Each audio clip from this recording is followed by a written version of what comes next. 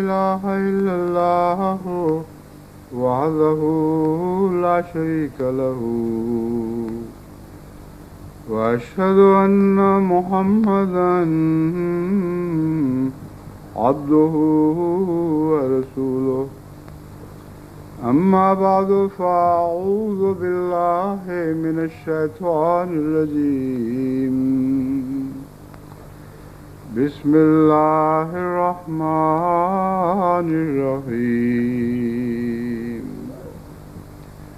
الحمد لله رب العالمين الرحمن الرحيم مالك يوم الدين إياك نعبد وإياك نستعين اهدنا الصراط المستقيم صراط الذين أنعمت عليهم غير المغضوب عليهم ولا الضالين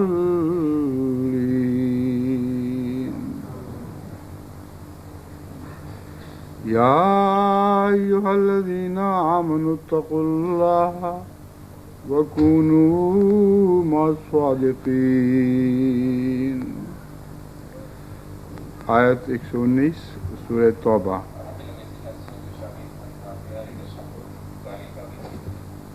اس کا ترجمہ یہ ہے کہ اے مومنو، اللہ کا تقوی اختیار کرو اور صادقوں کی جماعت کے ساتھ شامل ہو جاؤ.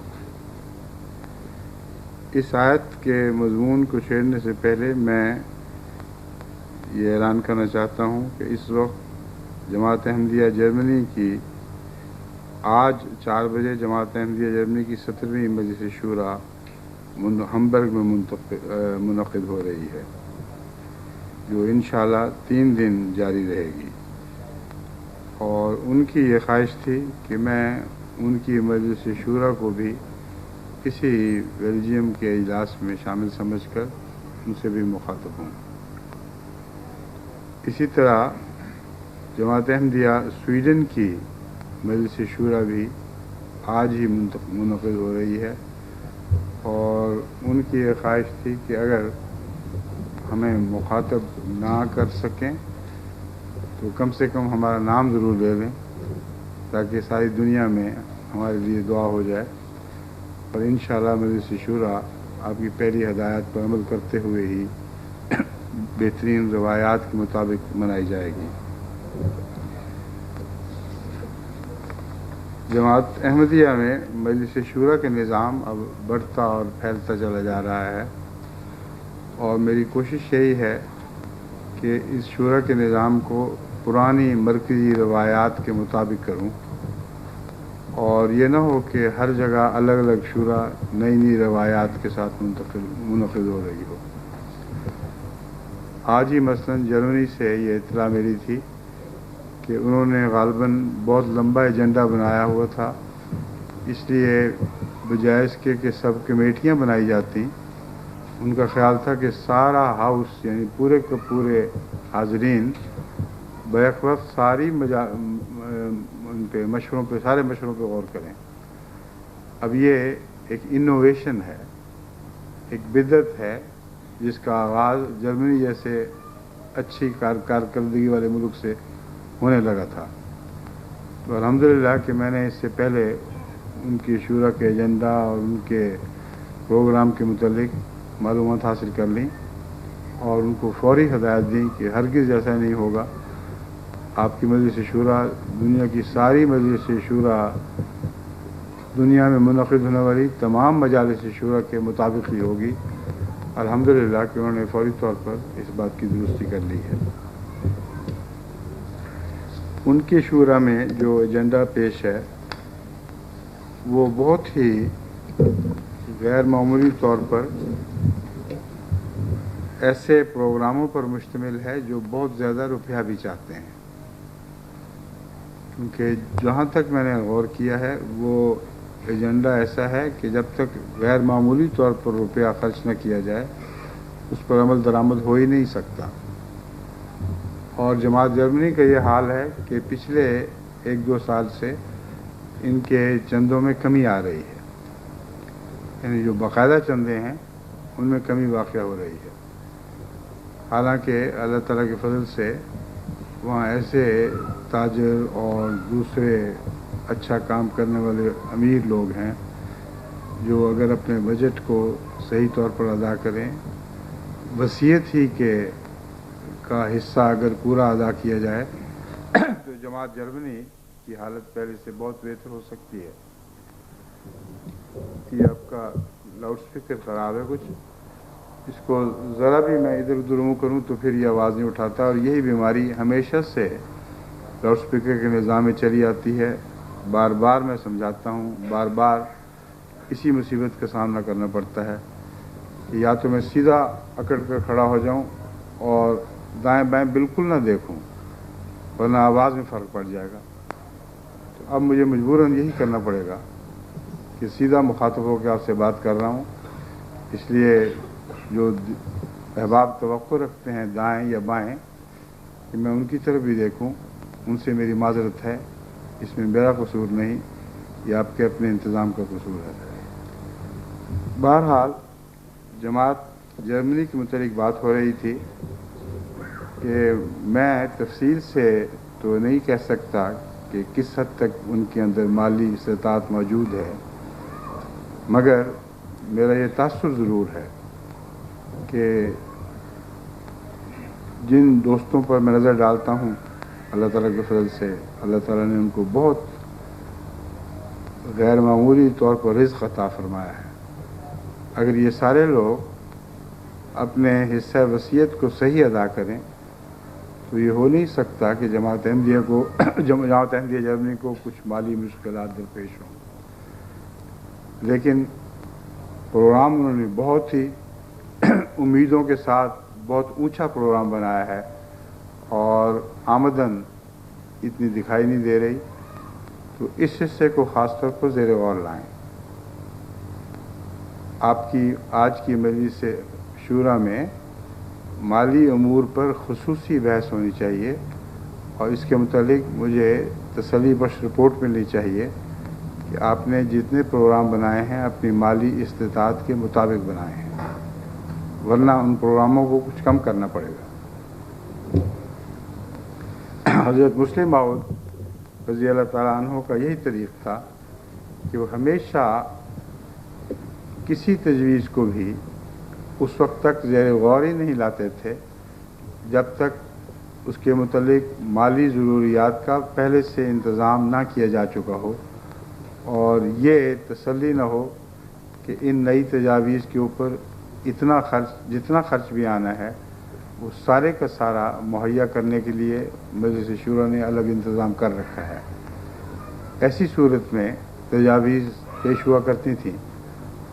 اب اتنا وقت تو نہیں رہا میرے پاس کہ ان تجاویز میں سے بعض کو میں رد کر دیتا، بعض کو نسبتاً کم کرتا، مگر اب مجلس شورا اور امیر صاحب کا فرض ہے کہ وہ اس پہلو سے پہلے مالیات پہ غور کریں، پھر مالیات کے مطابق جتنی توفیق ہے اتنے پر پھیلائیں اور اسی نسبت کے ساتھ اپنے آئندہ سال کے پروگرام کو مرتب فرمائیں۔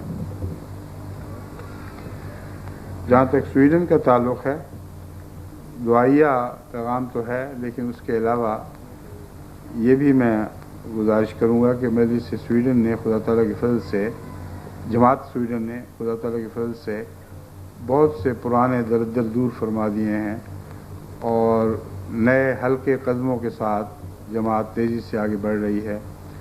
میں امید رکھتا ہوں کہ ان کی مجلس شورا میں بھی یہی پاکیزہ ماحول جاری رہے گا اور جماعت سویڈن آئندہ پہلے سے زیادہ تیز قدموں کے ساتھ ترقی کرے گی۔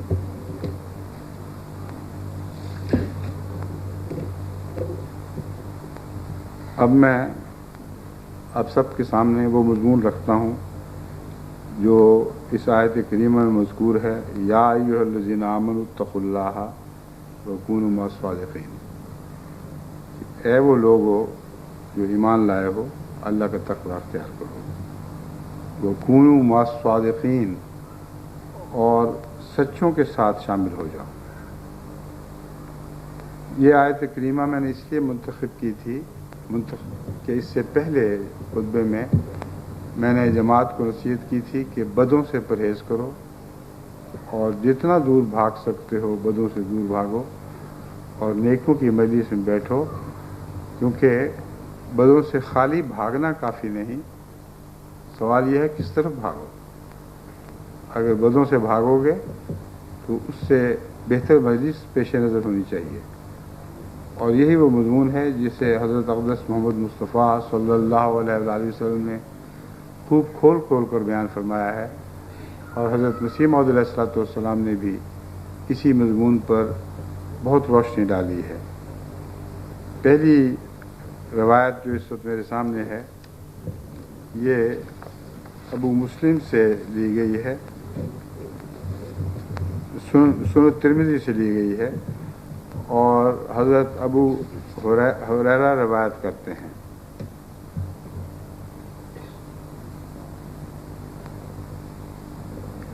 اصل میں ابو مسلم میرے منہ سے اس لیے نکلا تھا کہ یہاں لکھا ہوا عن الاغر ابی مسلم انہ شہد علی ابی ہریرہ و ابی سعید الخدری،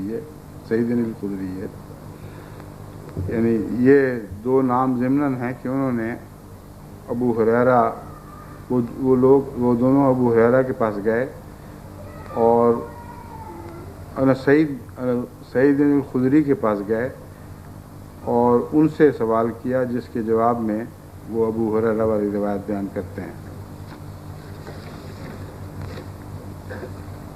حضرت ابو ہریرہ رضی اللہ تعالیٰ عنہ اور حضرت ابو سعید الخدری کی موجودگی میں حضرت صلی اللہ علیہ وآلہ وسلم نے فرمایا کہ جو قوم اللہ تعالیٰ کا ذکر کرتی ہے اسے اللہ کے فرشتے اپنے جلوہ میں لیے رہتے ہیں، ان کو رحمت الہی ڈھانپے رکھتی ہے اور ان پر سکینت نازل ہوتی ہے، اور اللہ تعالیٰ ان کا ذکر اپنے مقربین میں بھی کرتا ہے۔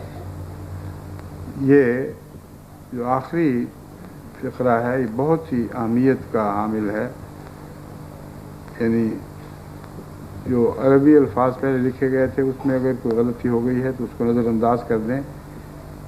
ابو سعید خدری نے اور حضرت ابو ہریرہ دونوں نے اکٹھے اس بات کی شہادت دی ہے کہ وہ حضرت صلی اللہ علیہ وآلہ وسلم کی مجلس میں موجود تھے جب حضور صلی اللہ علیہ وسلم نے فرمایا کہ جو قوم اللہ کے ذکر میں مشغول رہتی ہے اس پر خدا کے فرشتے نازل ہوتے ہیں۔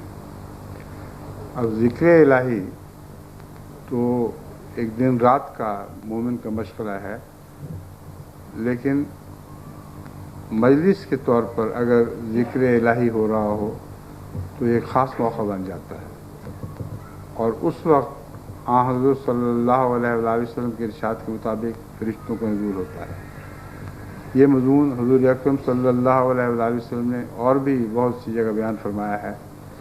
میں اس طرف خصوصیت سے توجہ دلانا چاہتا ہوں کہ وہ لوگ جو فرشتوں کے نزول کے عادی ہوں، جن کی مجالس پاک ذکر سے بھری ہوں، وہ ایک لمحہ کے لیے برداشت کیسے کر سکتے ہیں کہ ان مجالس کی طرف بھی رجوع کریں جہاں ذکر الہی کی بجائے دین پر گند اچھالا جاتا ہو۔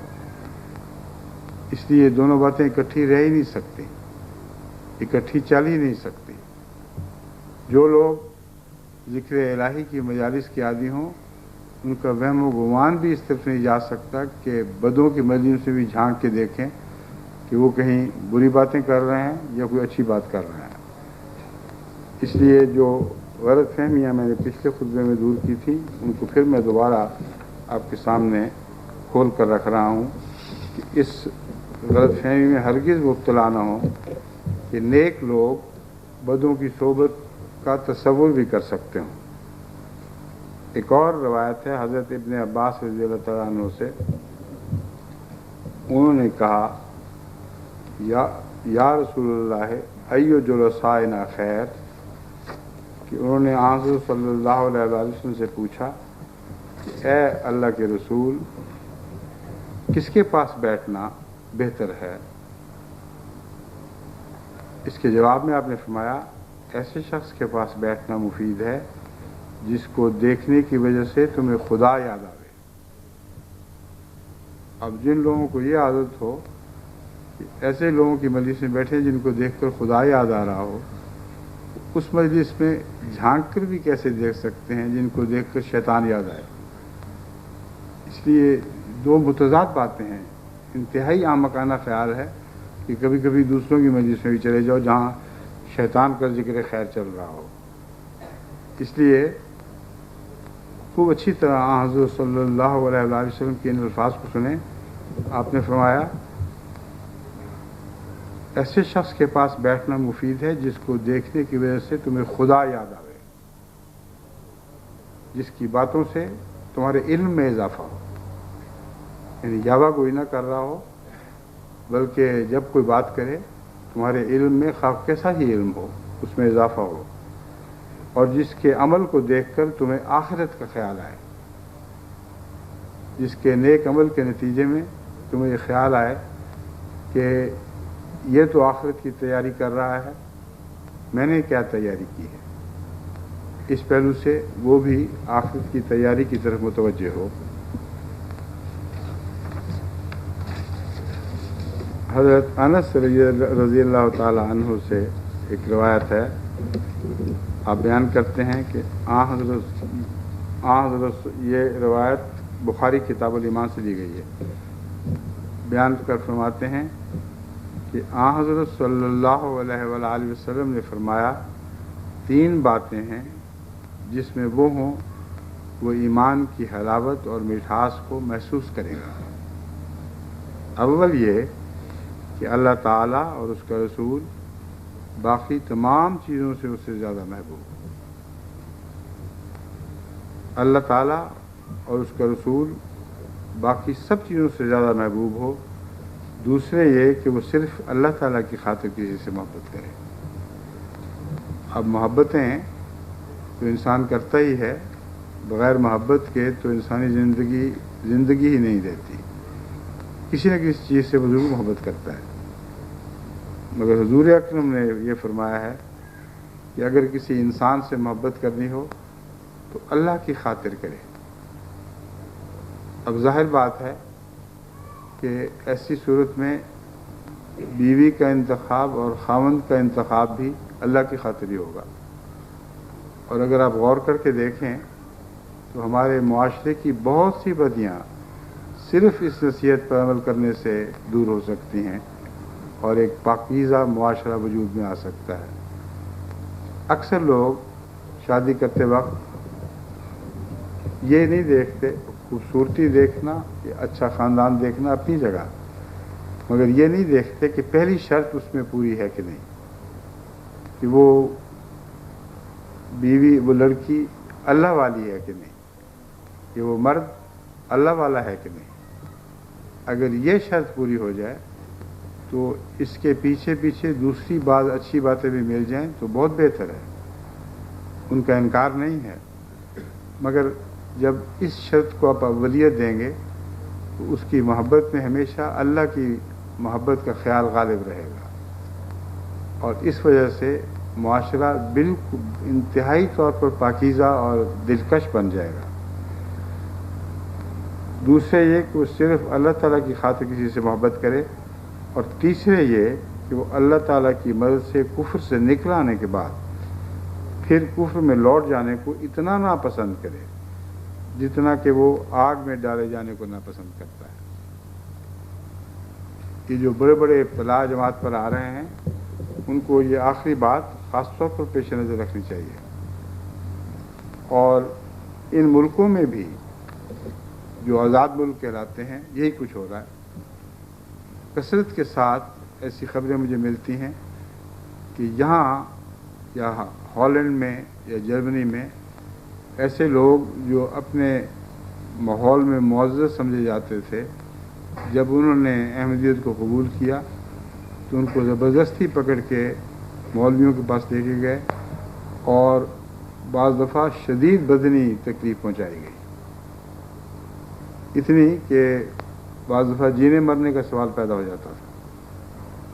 تو یہ جو رویہ ہے یہ ہر جگہ ہے، صرف پاکستان میں نہیں، پاکستان میں تو حد سے زیادہ ہے، مگر باقی ملکوں میں بھی موجود ہے۔ اس وقت حضرت صلی اللہ علیہ وآلہ وسلم کا یہ ارشاد پیش نظر رکھیں کہ وہ اپنے پہلے حال کی طرف واپس لوٹنے کی بجائے یہ زیادہ پسند کرے کہ اسے وہاں آگ میں جھونک دیا جائے، ورنہ اس کے نتیجے میں وہ آگ ہوگی جو ہمیشگی کی آگ ہے۔ تو آگ میں ڈالے جانے کو زیادہ پسند کر لے، یا جتنا آگ میں ڈالے جانے کو ناپسند کرتا ہے اس سے زیادہ اس بات کو ناپسند کرے کہ وہ اپنے پہلے غلط خیالات کی طرف لوٹ جائے۔ حضرت صلی اللہ علیہ وآلہ وسلم نے خدا تعالیٰ کی محبت کے ذکر میں حضرت داؤد علیہ السلام کی ایک دعا کو حفظ جان بنایا ہوا تھا۔ حضرت صلی اللہ علیہ وآلہ وسلم کو یہ دعا بہت ہی پیاری تھی اور انہی الفاظ میں یہ دعا کیا کرتے تھے۔ فرمایا، عن ابی الدرداء، یعنی ابو درداء سے روایت ہے، قال رسول اللہ صلی اللہ علیہ وسلم کان من دعاء داؤد علیہ السلام، کہ داؤد علیہ السلام کی دعاؤں میں سے یہ دعا تھی، اللہم انی اسألک حبک وحب من یحبک، کہ اے اللہ میں تجھ سے تیری محبت مانگتا ہوں اور اس شخص کی محبت مانگتا ہوں جو تجھ سے محبت کرتا ہو، والعمل الذی یبلغنی حبک، اور ایسے عمل کی محبت چاہتا ہوں جو مجھے تیری محبت تک پہنچا دے۔ کیسا پیارا مضمون ہے اور بہت جانچ تول کے بیان فرمایا گیا ہے۔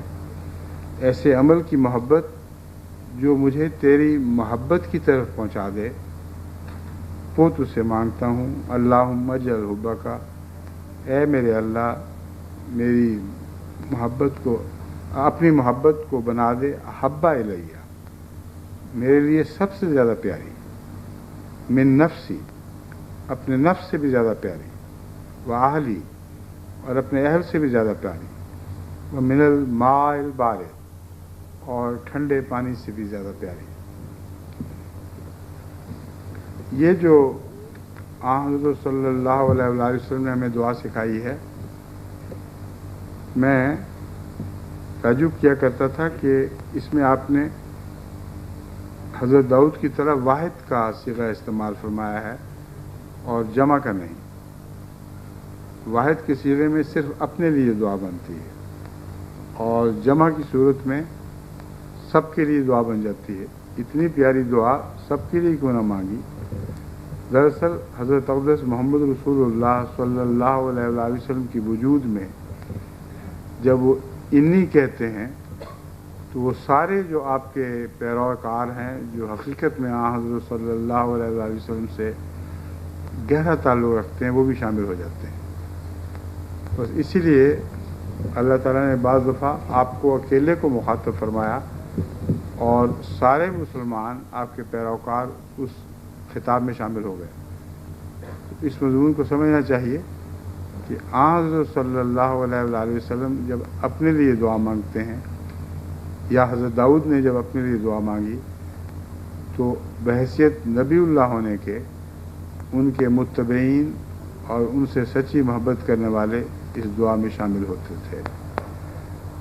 بس احترام کے طور پر میں بھی جب دعا مانگتا ہوں اسی انی کے ساتھ مانگتا ہوں، کیونکہ رسول اللہ صلی اللہ علیہ وآلہ وسلم نے الفاظ نہیں بدلے، اس لیے میں نہیں سمجھتا کہ دوسرے الفاظ کے ساتھ ہی دعا مانگی جائے۔ آپ بھی یہی کریں، مگر خدا تعالیٰ سے ساتھ التجا کیا کریں کہ جس طرح خدا تعالیٰ نے انبیاء کی جماعتوں کو بھی شامل کر دیا تھا، اس طرح ہمارے اہل خانہ، ہمارے دوست، ہمارے قریبی جن سے ہم پیار کرتے ہیں، جو ہم سے پیار کرتے ہیں، ان سب کو اس دعا میں شامل فرما لیں، کیونکہ یہ دعا بہت ہی اہمیت کی حامل ہے۔ اگر یہ مقبول ہو گئی تو سب کچھ مقبول ہو گیا۔ اسے اللہ کی محبت نصیب ہو جائے، اسے اور کچھ بھی نہیں چاہیے، کیونکہ اللہ کی محبت کے اندر ساری محبتیں، سارے دنیا کے وہ تمام دنیا کے وہ مسائل، جن مسائل سے انسان کو واسطہ پڑتا ہے، وہ اس میں شامل ہو جاتے ہیں۔ ان سارے مسائل کا حل اللہ کی محبت ہے۔ بس اس میں ایک ادنا بھی مبالغہ نہیں کہ اللہ کی محبت کے نتیجے میں آپ کی زندگی کے سارے مقاصد پورے ہو جائیں گے، اور یہ ہے تو سب کچھ رہ گیا۔ اس لیے حضرت صلی اللہ علیہ وآلہ وسلم کے الفاظ میں اگرچہ اپنے آپ کو محض پیش کریں، مجھے محبت عطا فرما، لیکن جیسا کہ میں نے عرض کیا ہے، سب قریبیوں اور عزیزوں کی محبتوں کو، سب قریبیوں اور عزیزوں کو جن سے آپ کو پیار ہے یا جو آپ سے پیار کرتے ہیں، ان کو بھی شامل کر لیں۔ اب میں حضرت اقدس مسیح موعود علیہ الصلوۃ والسلام کے بعض اقتباسات اسی مضمون کے تعلق میں آپ کے سامنے رکھتا ہوں۔ فرمایا، یاد رکھو، میں جو اصلاح خلق کے لیے آیا ہوں، جو میرے پاس آتا ہے وہ اپنی استعداد کے موافق ایک فضل کا وارث بنتا ہے، لیکن میں صاف طور پر کہتا ہوں کہ جو سرسری طور پر بیعت کر کے چلا جاتا ہے اور پھر اس کا پتہ بھی نہیں ملتا کہ کہاں ہے اور کیا کرتا ہے، اس کے لیے کچھ نہیں ہے۔ وہ جیسا تہی دست آیا تھا تہی دست جاتا ہے۔ بس آج کل جو ہمارا تبلیغ کا غیر معمولی دور چل رہا ہے، جن ممالک میں بھی خصوصیت سے تبلیغ ہو رہی ہے، ان میں خدا تعالیٰ کے فضل سے مغرب میں جرمنی سر فہرست ہے، اور ان کے ایجنڈے میں بھی تبلیغ کے موضوع پر بہت زور دیا گیا ہے۔ ان کو میں یاد دلاتا ہوں کہ تبلیغ کے ذریعے محض تعداد بڑھانا مقصود نہیں ہے، کیونکہ محض تعداد کی کوئی بھی حیثیت نہیں۔ تبلیغ کے ذریعے ایسے لوگ چاہیے جو حضرت مسیح موعود علیہ الصلوۃ والسلام کے قریب ہوں، اور حضرت اقدس مسیح موعود علیہ السلام کا قرب ان کو ان جماعت کے ممبران کے ذریعے نصیب ہو سکتا ہے جو تبلیغ میں ایک ذریعہ بنے ہوئے ہیں۔ براہ راست غائب کا تصور مشکل ہے۔ غائب کے قرب خواہ وہ کتنا ہی بڑا کیوں نہ ہو، کسی ذریعے کو چاہتا ہے۔ اسی لیے اللہ کا قرب حضرت اقدس محمد مصطفیٰ صلی اللہ علیہ وآلہ وسلم کے قرب کو چاہتا ہے، اس لیے کہ حضرت کو دیکھا تو خدا کو دیکھا، کیونکہ رسول اللہ کی صفات میں خدا جلوہ گر تھا۔ بس یہ بہت ہی اہمیت کا مضمون ہے، جس کو آپ قریب سے دیکھیں وہ آپ کے دل پر قابض ہو جاتا ہے۔ اللہ کو آپ براہ راست قریب سے دیکھ نہیں سکتے، اس لیے ضروری تھا کہ اس کا کوئی وسیلہ ہو جسے قریب سے دیکھیں تو اس کی محبت آپ پر غلبہ کرے، مگر وہ محبت ایسی ہو کہ اس کے غلبے کے ساتھ اللہ کی محبت از خود غلبہ کر جائے۔ یہ وہ مضمون ہے جو آج بھی اسی طرح اہمیت رکھتا ہے، اور آپ سب میں اگر مسیح نمائی کی صفات موجود نہ ہوں، یعنی مسیح موت دکھانے کی صفات موجود نہ ہوں، تو آنے والے جیسے سوکھے آئے تھے ویسے سوکھے چلے جائیں گے، اور ان کا کوئی بھی مستقل گہرا تعلق جماعت احمدیہ سے قائم نہیں ہو سکتا۔ جیسا کہ فرمایا، جیسا تہی دست آیا تھا تہی دست جاتا ہے۔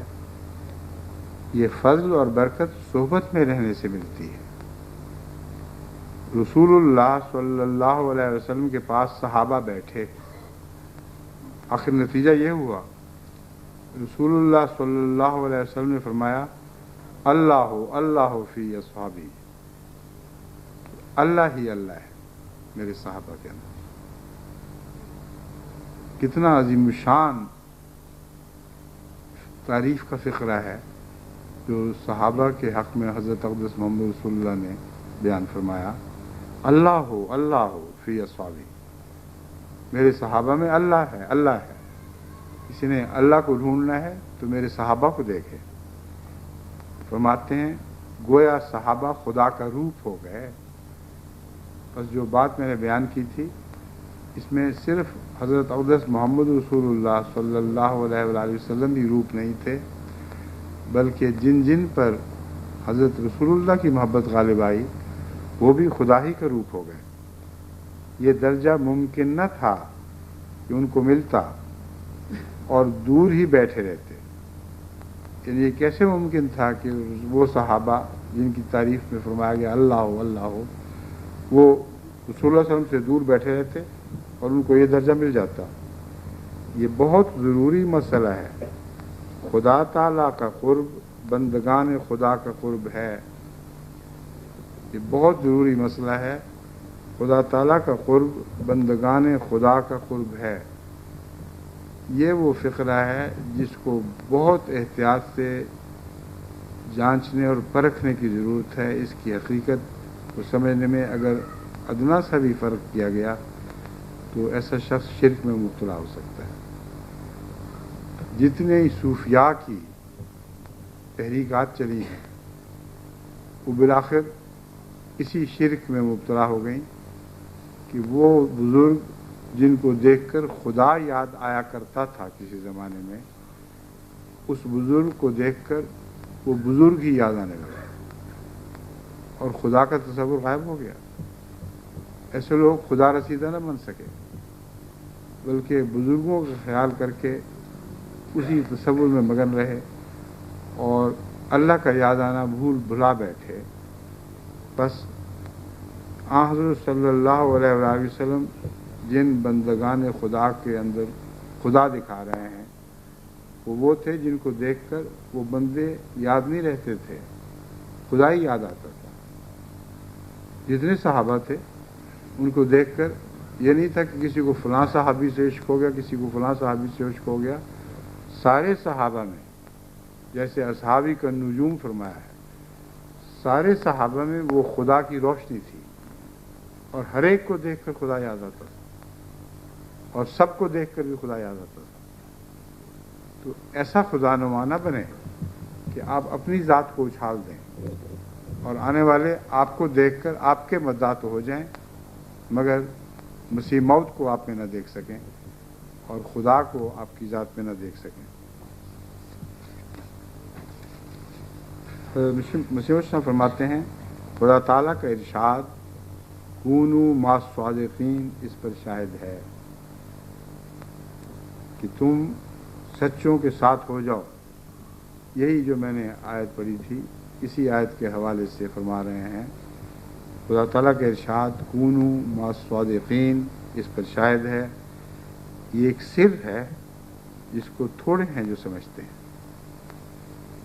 अब देखने में तो ज़ाहिरी बात है सच्चों के साथ हो जाओ, इसमें सिर क्या है? फरमाया इसमें एक राज है, थोड़े हैं जो उसे समझते हैं। और यही मैं आपको समझाने की कोशिश कर रहा हूँ कि सच्चों के साथ हों, इस शर्त के साथ हों कि आपको सच्चों को देखकर खुदा याद आए और आपको देखकर दूसरों को खुदा याद आए। इस तरह आप मास सादिकीन हो सकते हैं, वरना मास सादिकीन नहीं रहेंगे, बाहर बैठे उनकी तारीफ़ें कर रहे होंगे। तो बहुत ही अहम नुक्ता है जो हज़रत मसीह मौऊद अलैहिस्सलाम ने बयान फरमाया है और इसीलिए फरमाया इसमें एक राज है। इस राज को नहीं समझोगे तो कुछ भी फ़ायदा नहीं होगा। अक्सर लोग जो सच्चों से मोहब्बत का दावा रखते हैं वो बाहर बैठे उनकी तारीफ़ें कर रहे होते हैं, उनके अंदर शामिल नहीं होते कि खुद वो भी काबिल तारीफ़ ठहरें। और जब अंदर होंगे और काबिल तारीफ़ ठहरेंगे तो सच्चों के साथ होने के नतीजे में वो भी खुदानुमा बन जाएंगे। उनकी तरफ उंगली नहीं उठेगी, वो उंगली खुदा की तरफ उठ रही होगी। فرمایا معمور من اللہ ایک ہی وقت میں ساری باتیں کبھی بیان نہیں کر سکتا۔ ایک اور بہت ہی اہم نقطہ حضرت مسیح موعود علیہ السلام نے کونوا مع الصادقین کا بیان فرمایا ہے، جس کے متعلق پہلے مجھے تو خیال نہیں آیا تھا، لیکن شاید کسی اور کو خیال آیا ہو۔ بہت ہی عمدہ نقطہ ہے، جہاں تک میں نے تفاسیر دیکھی ہیں اس نقطے کو پہلے کسی نے بیان نہیں کیا۔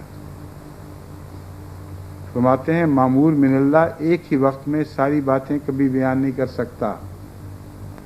معمور من اللہ کے بھی اپنے مزاج ہوتے ہیں یا اپنی اس کی کیفیات ہوتی ہیں، اور وہ کیفیات ہمیشہ ایک جیسی نہیں رہتی۔ کبھی ایک کیفیت ہے، کبھی دوسری کیفیت ہے، کبھی جذب کا ایک خاص عالم ہے، کبھی علم اور فلسفے کی باتیں بیان کرتا ہے۔ تو فرمایا کونوا مع الصادقین کا مطلب ہے ایسے بزرگ سے چمٹے رہو جو خدا سے چمٹا ہوا ہے، کیونکہ وہ کچھ نہ کچھ باتیں کبھی نہ کبھی نئی ضرور بیان کرے گا اور تم ان باتوں سے محروم رہ جاؤ گے۔ یہ جو مضمون ہے، یہی مضمون حضرت ابو ہریرہ کے اوپر صادق آ رہا ہے۔ اپنی ساری زندگی، جو بقیہ تھوڑی سی زندگی تھی، یعنی اسلام قبول کرنے کے بعد جو ان کی ساری زندگی باقی تھی، وہ مزے سے چمٹ گئے تھے۔ صرف یہ حرص تھی کہ حضرت صلی اللہ علیہ وآلہ وسلم کے منہ سے نکلی ہوئی کوئی بات بھی ایسی نہ ہو جو میں خود نہ سن سکوں۔ اپنی ساری عمر کی ساری دوری کی تلافیاں فرما دی، اور چند سالوں میں حضرت صلی اللہ علیہ وآلہ وسلم سے وہ فیض پا گئے جو بعض دوسرے بڑے بڑے صحابہ کو بھی نصیب نہیں تھا۔ کبھی کسی صحابی سے اتنی روایات نہیں ہوئی، بیان نہیں کی گئیں جتنی حضرت ابو ہریرہ سے بیان کی گئی ہیں، حالانکہ ان کا وقت حضرت صلی اللہ علیہ وآلہ وسلم کی صحبت میں تھوڑا تھا۔ آخری عمر میں ایمان لائے تھے اور چند سال کے سے زیادہ آپ کو توفیق نہیں ملی، مگر ہر وقت تیار رہتے تھے کہ رسول اللہ صلی اللہ علیہ وسلم کے منہ سے جو موتی جھڑے اسے اپنے دامن میں چن لیں۔ بس مسیح موعود علیہ الصلوۃ والسلام فرما رہے ہیں معمور من اللہ ہمیشہ ایک جیسی باتیں نہیں کرتا، کبھی کوئی نقطہ بیان کر رہا ہے، کبھی کوئی نقطہ بیان کر رہا ہے۔ وہ لوگ جو دور رہنے کے عادی ہوں اکثر نکات سے محروم رہ جائیں گے۔ دوسری بات آپ یہ فرماتے ہیں وہ اپنے دوستوں کے امراض کی تشخیص کر کے حسب موقع ان کی اصلاح بذریعہ وعظ و نصیحت کرتا رہتا ہے۔ اب جو لوگ بھی ایسے مامورین کے قریب آتے ہیں، وہ ان کے حالات دیکھ کر ان کی بیماریوں کی تشخیص بھی کرتا ہے، اور ہر موقع پر ایک ہی طرح کے بیمار نہیں آتے۔ کبھی کوئی بیمار آیا، کبھی کوئی بیمار آیا، ان کی تشخیص کرتا ہے اور ان کا علاج تجویز کرتا ہے۔ اب آپ دیکھ لیں احادیث کو سمجھنے کی کتنی زبردست کنجی ہے جو حضرت مسیح موعود علیہ السلام نے ہمارے ہاتھوں میں تھما دی ہے۔ حضرت اقدس رسول اللہ صلی اللہ علیہ وآلہ وسلم سے جب کوئی شخص سوال کیا کرتا تھا کہ بتائیں میں کیا کروں، کسی کو کوئی نصیحت فرماتے تھے، کسی کو کوئی نصیحت فرماتے تھے، حالانکہ بعض دفعہ سوال ایک ہی جیسا ہوتا تھا۔ عرض کرنے والا عرض کیا کرتا تھا کہ سب سے اچھا عمل کون سا ہے؟ اسی مجلس میں آپ یہ جواب دیتے تھے کہ سب سے اچھا عمل ماں کی خدمت کرنا۔ اسی مجلس میں ماں کی خدمت کی بجائے جہاد کا ذکر فرما دیتے تھے۔ تو وہ لوگ جنہوں نے پہلے تفسیر حضرت صلی اللہ علیہ وآلہ وسلم کی احادیث پر غور کیا ہے، ان میں سے کوئی بھی اس نقطے کو نہیں پہنچا، ایک بھی نہیں، جس نے یہ بات ہمیں سمجھائی ہو جو حضرت مسیح موعود علیہ الصلوۃ والسلام نے سمجھائی ہے کہ وہ حسب موقع دیکھ دیکھ کر باتیں فرماتے تھے، اس لیے بظاہر سوال ایک جیسا بھی ہو، جواب الگ الگ ہوتے تھے۔ کیونکہ سوال کرنے والا الگ تھا. اس کی بیماری کی تشخیص کیے بغیر صحیح جواب دیا ہی نہیں جا سکتا تھا. بس یہ تشخیص والا پہلو ہے جو اس سے پہلے آپ کو کہیں دکھائی نہیں دے گا.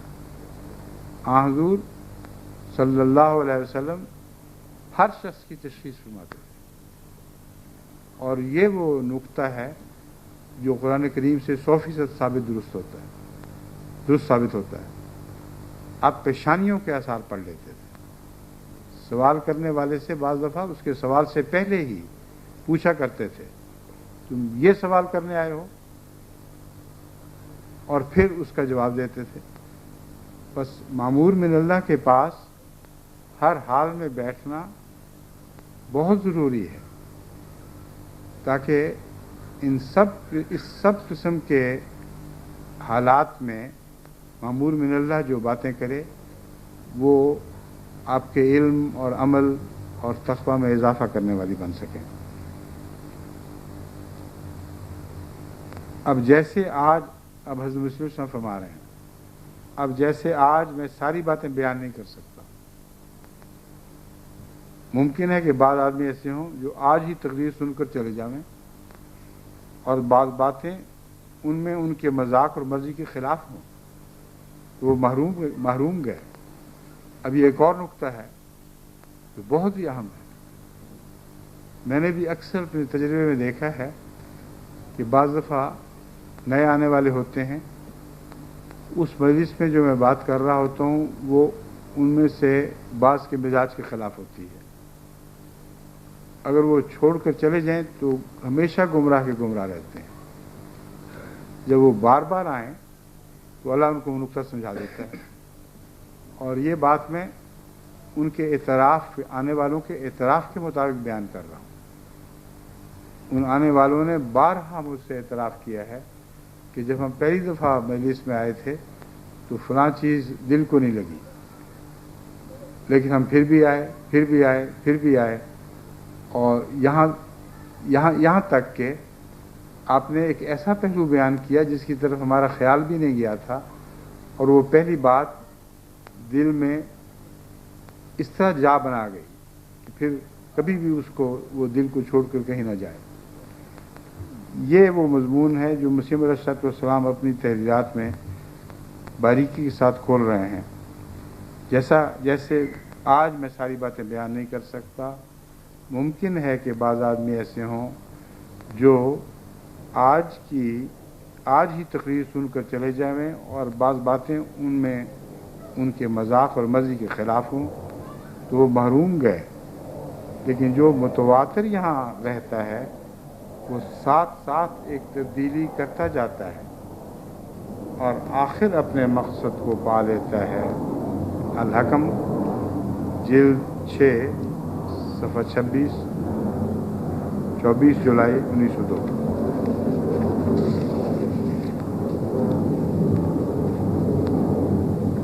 انسان کو انوار و برکات سے حصہ نہیں مل سکتا جب تک وہ اسی طرح عمل نہ کرے جس طرح خدا تعالیٰ فرماتا ہے کونوا مع الصادقین، کہ سچوں کے ساتھ ہو جاؤ. اب اس آیت کو حضرت مسیح موعود علیہ الصلوۃ والسلام نے بار بار دہرایا ہے، لیکن میں تو جب بھی اس کی تشریح پڑھتا ہوں اس میں نئے نکات دیکھتا ہوں. بظاہر ایک ہی جیسی بات ہو رہی ہے، مگر کوئی نہ کوئی زاویہ ایسا ہے جس کی روح سے حضرت مسیح علیہ الصلوۃ والسلام اس آیت کے اندر مخفی بعض دوسرے مضامین بھی بیان فرما جاتے ہیں. فرماتے ہیں کونوا مع الصادقین. بات یہی ہے کہ خمیر سے خمیر لگتا ہے. اب یہ نئی بات ہے. سچوں کے ساتھ اس لیے ہو کہ تمہیں خمیر کو دیکھو، جب تک خمیر نہ ڈالا جائے دوسرے آٹے کو خمیر لگتا ہی نہیں. تم اس لیے سچوں کے ساتھ ہو کہ تمہیں ان کا خمیر لگ جائے، اور جب خمیر لگ گیا تو خمیر غالب آ جاتا ہے اور بڑی سے بڑی چیز کو بھی آخر مغلوب کر لیتا ہے. خمیر لگنے کا مضمون بہت ہی گہرا مضمون ہے. میں نے پہلے ایک دفعہ یا کئی دفعہ شاید بیان کیا ہے کہ اگر ایک سمندر بھی ہو اس میں تھوڑا سا خمیر ڈال دیں، یعنی دودھ کا ایک سمندر بھی ہو تو وہ اس خمیر سے پھٹ سکتا ہے. اگر آٹے کا سمندر ہو تو ایک کونے پہ تھوڑا سا خمیر ڈال لیں، وقت لگے گا لیکن ہو نہیں سکتا کہ وہ سارا سمندر خمیر نہ ہو جائے. بس یہ مضمون ہے کہ نیک کی صحبت اپنے اندر ایک غلبہ رکھتی ہے، ایک طاقت رکھتی ہے. نیکی میں جو غلبے کی طاقت ہے، اگر تم نیک نیتی سے اس کے نیک کے پاس بیٹھو گے تو خواہ تمہارا باقی سارا وجود نیکی سے غیر بے تعلق ہی گناہ ہو، یقین رکھو کہ اگر پیار اور محبت کے نتیجے میں کسی نیک کے پاس بیٹھو گے تو اس کا خمیر تمہارے سارے وجود پر غالب آ جائے گا. اب اس ایک سر میں ہمارے بے انتہا مسائل بیان ہو گئے ہیں. بارہا میں نے توجہ دلائی ہے جماعت کو کہ اپنے وجود کے اندر ہر پہلو پر نظر ڈالو، ہر پہلو سے نیک ہونا ضروری ہے، ورنہ کلیتاً خدا کے حضور قبول نہیں کیے جا سکتے. اس کے اور بھی بہت سے رستے تھے جو مسیح موعود علیہ السلام کے حوالے سے میں نے بیان کیے، مگر ایک یہ رستہ مجھے بہت ہی پیارا لگا ہے. اتنا آسان ہے کہ اس میں کوئی بھی زور نہیں لگتا، کوئی مصیبت پیش نہیں آتی، محنت کے ساتھ قدم نہیں اٹھانے پڑتے، خمیر از خود لگتا چلا جاتا ہے. اور اگر آپ کسی نیک کی صحبت اس کی نیکی کی وجہ سے اختیار کریں گے تو آپ حیران ہوں گے کہ آپ کے اندر تبدیلی ہو رہی ہے، ہوتی چلی جا رہی ہے. پتہ بھی نہیں لگ رہا کہ کیسے ہوئی، مگر بغیر مشقت، بغیر محنت کے اگر کوئی انسان نیک ہونا چاہتا ہے تو اس نقطے کو پکڑ لے. فرماتے ہیں خمیر سے خمیر لگتا ہے، یہی قاعدہ ابتدا سے چلا آتا ہے. پیغمبر خدا صلی اللہ علیہ وآلہ وسلم آئے تو آپ کے ساتھ انوار و برکات تھے جن میں سے صحابہ نے بھی حصہ لیا. پھر اسی طرح خمیر کی لاکھ کی طرح آہستہ آہستہ 1,00,000 تک ان کی نوبت پہنچی. سارے عرب کی جو کایا پلٹی ہے وہ خمیر در خمیر سے کایا پلٹی ہے. ورنہ اکیلے حضور صلی اللہ علیہ وآلہ وسلم اس طرح عرب پر اپنے پاک وجود کو نافذ فرما سکتے تھے. یہی ایک طریقہ ہے جو مسیح علیہ السلام فرماتے ہیں کہ ازل سے اسی طرح چلا آ رہا ہے. خمیر کی لاکھ کی طرح آہستہ آہستہ حضور صلی اللہ علیہ وآلہ وسلم کے صحابہ کی تعداد 1,00,000 تک جا پہنچی. پھر فرماتے ہیں شریعت کی کتابیں حقائق اور معارف کا ذخیرہ ہوتی ہیں، لیکن حقائق اور معارف پر کبھی پوری اطلاع نہیں مل سکتی جب تک صادق کی صحبت اخلاص اور صدق کے ساتھ اختیار نہ کی جائے. صادق کی صحبت میں اخلاص اور صدق ضروری ہے. کونوا مع الصادقین میں صدق کے بغیر کونوا مع الصادقین کا مضمون چلتا ہی نہیں ہے. جس نے بھی صادقین کے پاس بیٹھنا ہے اس کے لیے ضروری ہے کہ وہ صدق کے ساتھ، سچائی کے ساتھ بیٹھے اور اخلاص کے ساتھ ان کی صحبت سے فائدہ اٹھانے کی کوشش کرے. فرماتے ہیں جب تک صادق کی صحبت اخلاص اور صدق سے اختیار نہ کی جاوے، اور یہ امر واقعہ یہ ہے کہ صادقوں کی صحبت مشروط ہے اس بات سے کہ صحبت اختیار کرنے والا صادق ہو، ورنہ وہ کوئی فائدہ نہیں دے گی. حضرت صلی اللہ علیہ وآلہ وسلم کی ظاہری صحبت میں تو ابو جہل بھی بیٹھ جایا کرتا تھا، اور مکے کے بہت سے ایسے بدباطن شخص جو بدی کی حالت میں پہلے سے زیادہ گمراہ ہو کر مر گئے، وہ بھی حضور صلی اللہ علیہ وآلہ وسلم کی صحبت میں آ جایا کرتے تھے. آپ کی مجالس میں خبیث ترین منافقین بھی ہوا کرتے تھے، ان کو تو کوئی فائدہ نہیں ہوا. بس حضور اکرم صلی اللہ علیہ وآلہ وسلم کی صحبت سے صرف انہوں نے فائدہ اٹھایا ہے جن کے اپنے اندر صدق کا بیج تھا. بس مسیح موعود علیہ السلام کونوا مع الصادقین کی یہ تشریح بھی آپ کے سامنے پیش فرما رہے ہیں۔ صادق کی صحبت اخلاص اور صدق سے اختیار نہ کی جاوے اس وقت تک حقائق اور معارف کی جو کتابوں میں ہیں اطلاع نہیں ہوتی۔ اب ایک قرآن کریم کو سمجھنے کا بھی ایک رستہ بیان فرما دیا، اس لیے محض صحبت کی باتیں نہیں ہو رہی، صحبت کے مختلف فوائد کا ذکر فرما رہے ہیں، اور جب بھی اس آیت کی تشریح فرماتے ہیں ایک نیا نقطہ بیان فرماتے ہیں۔ یہ دنیا کے کسی اور مفسر کو نصیب نہیں ہوئی بات۔ حضرت صلی اللہ علیہ وسلم کے زمانے سے آج تک کے زمانے پر نظر ڈال کے دیکھیں، یہ باتیں مسیح علیہ السلام کے سوا کسی کو نصیب نہیں ہوئی۔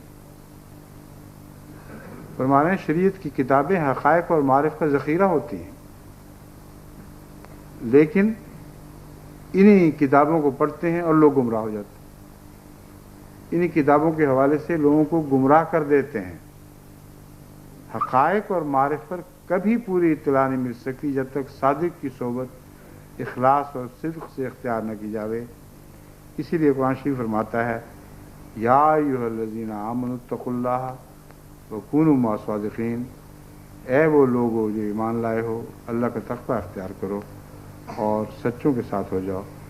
اس سے صاف معلوم ہوتا ہے کہ ایمان اور ارتقاء کے مدارج کامل طور پر کبھی حاصل نہیں ہو سکتے جب تک صادق کی معیت اور صحبت نہ ہو۔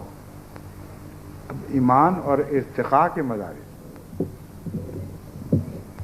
حضرت اقدس مسیح موعود علیہ الصلوۃ والسلام کا ایک ایک ارشاد بہت باریک نظر سے پڑھنے کے لائق ہے، اور لوگ سرسری نظر سے پڑھ کے گزر جاتے ہیں، ان کو پتہ نہیں کہ کتنے معارف اس میں چھپے ہوئے ہیں۔ ایمان کے ساتھ مومن کے اندر ایک ارتقاء ہو رہا ہوتا ہے، اگر وہ سچا ہے اور سچوں کی صحبت اختیار کرتا ہے تو لازم ہے کہ اس کے اندر ارتقاء ہو، ہر روز حالت بدلے یا ہر دن حالت بدلے، اور وہ کبھی بھی پہلا وجود نہ رہے، مسلسل آگے بڑھتا ہوا قرب الہی کا حصول، قرب الہی کی نعمت سے فیضیاب ہوتا ہوا آگے سے آگے بڑھتا رہے، اس کو ارتقاء کہتے ہیں۔ فرمایا ایمان اور ارتقاء کے مدارج کامل طور پر سچوں کی صحبت کے بغیر حاصل ہو ہی نہیں سکتے جب تک صادق کی معیت اور صحبت نہ ہو، کیونکہ اس کی صحبت میں رہ کر وہ اس کے انفاس طیبہ، عقد ہمت اور توجہ سے فائدہ اٹھاتا ہے۔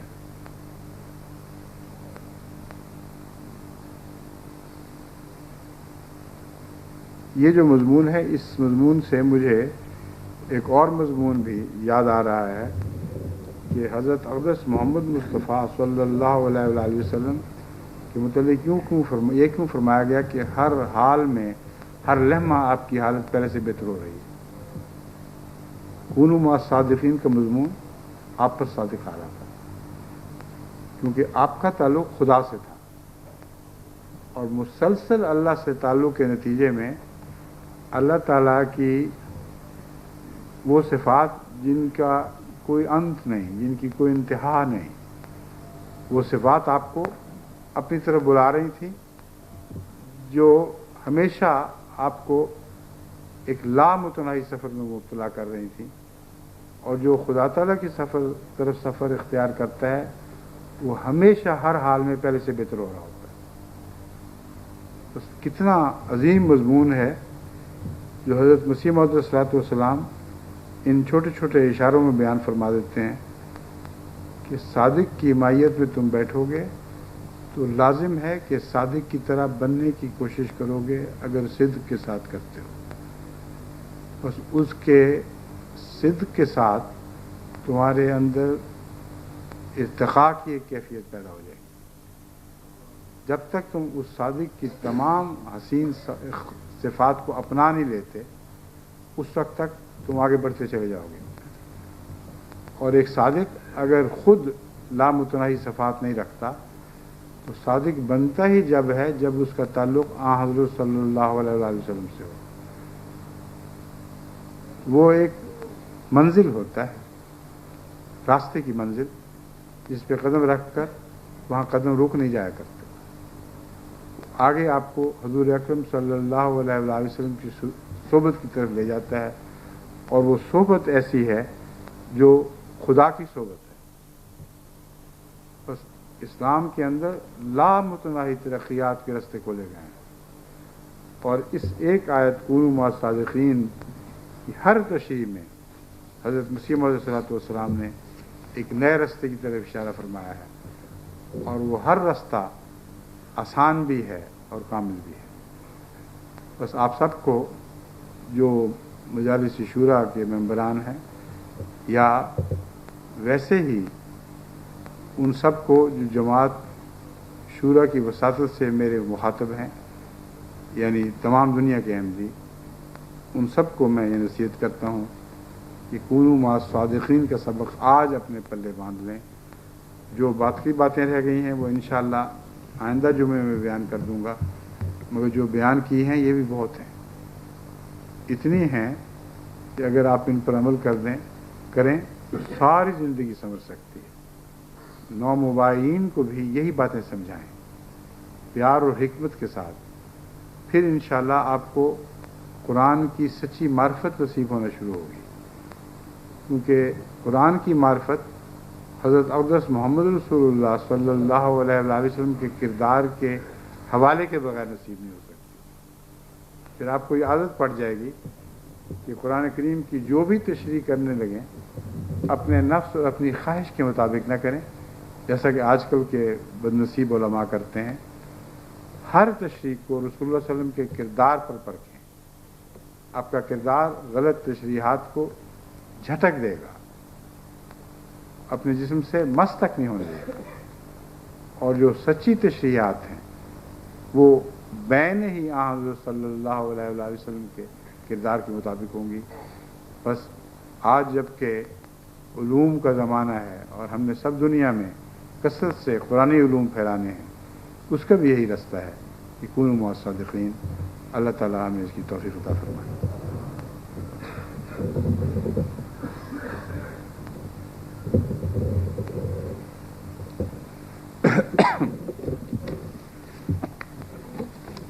الحمد لله نحمده ونستعينه ونستغفره ونؤمن به ونتوكل عليه ونعوذ بالله من شرور أنفسنا ومن سيئات أعمالنا، من يهده الله فلا مضل له ومن يضلله فلا هادي له، ونشهد أن لا إله إلا الله وحده لا شريك له، ونشهد أن محمدا عبده ورسوله۔ عباد الله رحمكم الله، إن الله يأمر بالعدل والإحسان وإيتاء ذي القربى وينهى عن الفحشاء والمنكر والبغي يعظكم لعلكم تذكرون۔ اذكروا الله يذكركم وادعوه يستجب لكم ولذكر الله أكبر۔